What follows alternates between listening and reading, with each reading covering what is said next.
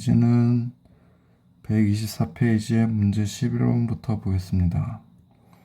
문제 11번은 결국에는 얘는 삼수선의 정리를 이용해서 우리가 해결을 할 수 있다라고 생각을 합니다.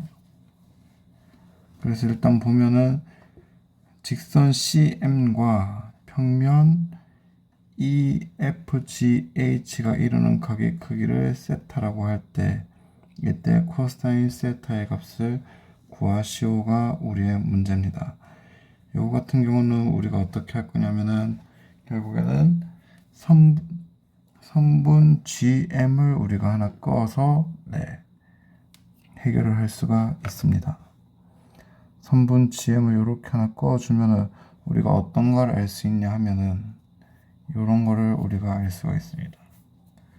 산수선의 정리에 의해서 각 CGM이 직각이다라는 것을 우리가 알 수가 있죠. 얘가 그래서 직각이 됩니다. 그 다음에 직선 CM과 평면 EFGH. 그래서 요거 같은 경우는 우리가 어떤 거를 좀 사용할 거냐면은 삼수선의 정리도 사용했지만 정사형의 개념도 우리가 사용을 할 겁니다. 정사형이라는 건 어떤 녀석이었냐면은 하나의 평면이 있고 평면 위에 평면과 만나지 않는 이러한 직선이 있을 때 얘를 평면 위로 수직으로 빛을 비췄다라고 생각을 하면 됩니다. 평면과 수직으로 빛을 비춰서 얘가 이제 양 끝점이 이렇게 해서 수직으로 평면상에 상이 맺히고 그 다음에 얘도 이제 이렇게 해서 계속 맺혀서 이렇게 하나의 직선이 나오는데 이거를 이제 정사형이다라고 얘기를 했습니다.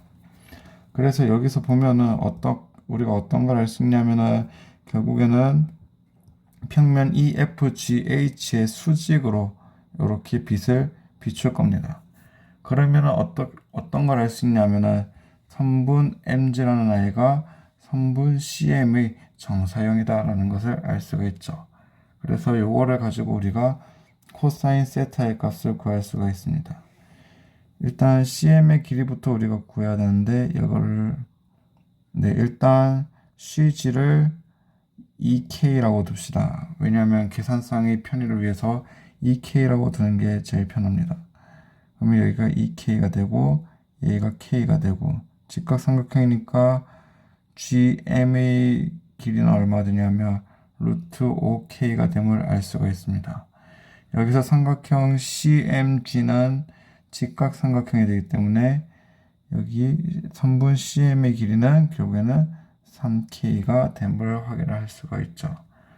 이렇게 되면은 코사인 세타의 값은 어떻게 되냐면 3K분의 루트 5K가 됩니다. 그러면은 3분의 루트 5가 됨을 여러분들이 확인하실 수가 있습니다. 12번 문제도 어떻게 보면은 굉장히 간단한 문제입니다. 그래서 두 평면 알파 베타가 이루는 각의 크기가 60도입니다.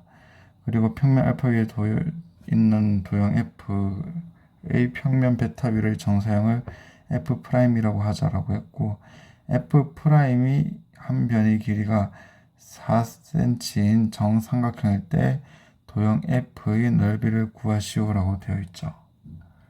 이거 같은 경우는 그냥 조금 우리가 배웠던 거를 역으로 이용을 해서 하면 됩니다.